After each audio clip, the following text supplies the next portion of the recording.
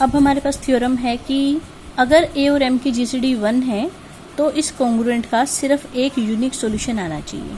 अभी हमने थ्योरम की थी कि इस कॉन्ग्रुएंट के कितने सॉल्यूशन आते हैं जितनी ए और एम की जीसीडी होती है। इस क्वेश्चन में ए और एम की जीसीडी कितनी है 1, तो इसके कितने सॉल्यूशन आएंगे, एक ही सॉल्यूशन आएगा इसका। ठीक है, अब हमारे पास है working rule for finding unique solutions of linear congruences. अब हम इस तरह के लीनियर कॉन्ग्रुएंसेस को सॉल्व कैसे करना है उसके तरीके पढ़ते हैं। तो इसमें सबसे पहले हम देखते हैं जब ए और एम की वैल्यू ज्यादा लार्ज नहीं है, छोटे ही हैं, ए और एम की वैल्यूज ज्यादा बड़ी नहीं है और साथ में ए और एम की जीसीडी कितनी है 1। ठीक है, इसमें हमें क्या करना है, हमें देखना है कि हम के की वैल्यू कितनी लें कि ए डिवाइड कर जाए के एम प्लस बी को। एम भी आपको क्वेश्चन में दे रखा है, बी भी दे रखा है और ए भी दे रखा है।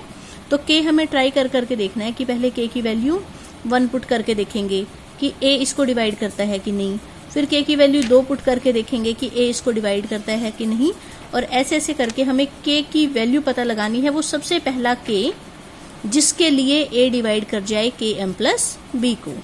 ठीक है, के पता लग जाएगा। उसके बाद फिर हमें अगली लाइन क्या लिखनी है, 0 इज कॉन्ग्रुएंट टू के एम मोड एम।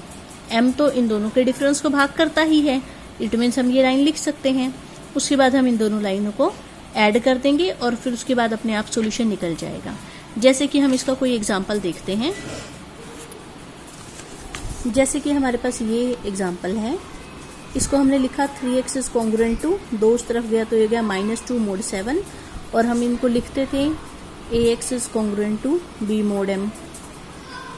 ठीक है, a की वैल्यू हो गई 3, b की -2, m की 7। a b और m b दोनों ज्यादा लार्ज नहीं है। फिर हम a और m की जीसीडी निकालेंगे, 3 और 7 की जीसीडी हो गई 1। ठीक है, अब हमें देखना है कि इसको हम कैसे सॉल्व करें। तो हमें सबसे पहले पता लगाना है कि a डिवाइड करता है के एम प्लस बी को, हम ऐसा k कितना लें। a का मतलब हो गया 3, m का मतलब है 7, 7k और b की वैल्यू हो गई -2। ठीक है, अगर मैं k की वैल्यू 1 लेती हूँ तो क्या 3 इनके डिफरेंस को भाग करेगा, नहीं। अगर मैं k की वैल्यू 2 लेती हूँ तो 3 इन दोनों के डिफरेंस को भाग कर जाएगा, क्योंकि 2 के लिए ये हो गया 7 2 जा 14 -2 12। ठीक है, तो k की वैल्यू आ गई 2। ठीक, फिर हमें अगली लाइन क्या लिखनी होती थी, 0 इज कॉन्ग्रुएंट टू के एम मोड m।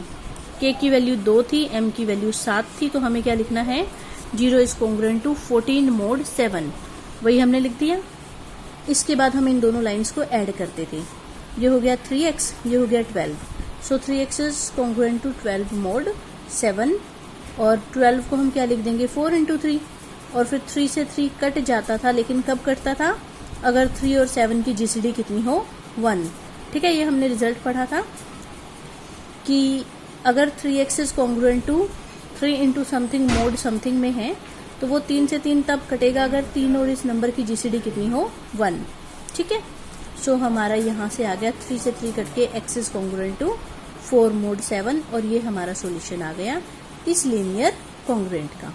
ठीक, यहाँ से आप ऐसे भी कर सकते हो कि 7 डिवाइड करेगा x -4 को, इसका मतलब x -4 is equal to 7 into के, इसका मतलब है x is equal to 7k plus 4, where k is any integer. जैसे जैसे k की वैल्यूज पुट करते जाओगे आपको इस लीनियर कॉन्ग्रुएंस के अलग अलग सॉल्यूशंस मिलते जाएंगे। ठीक है, तो वो सॉल्यूशन, किसी चीज को सॉल्यूशन कब कहेंगे, जैसे यहाँ पर x के साथ 3 था, बट सॉल्यूशन में x अकेला होना चाहिए, x के साथ सिर्फ 1 मल्टीप्लाई हो सकता है और कुछ ना हो।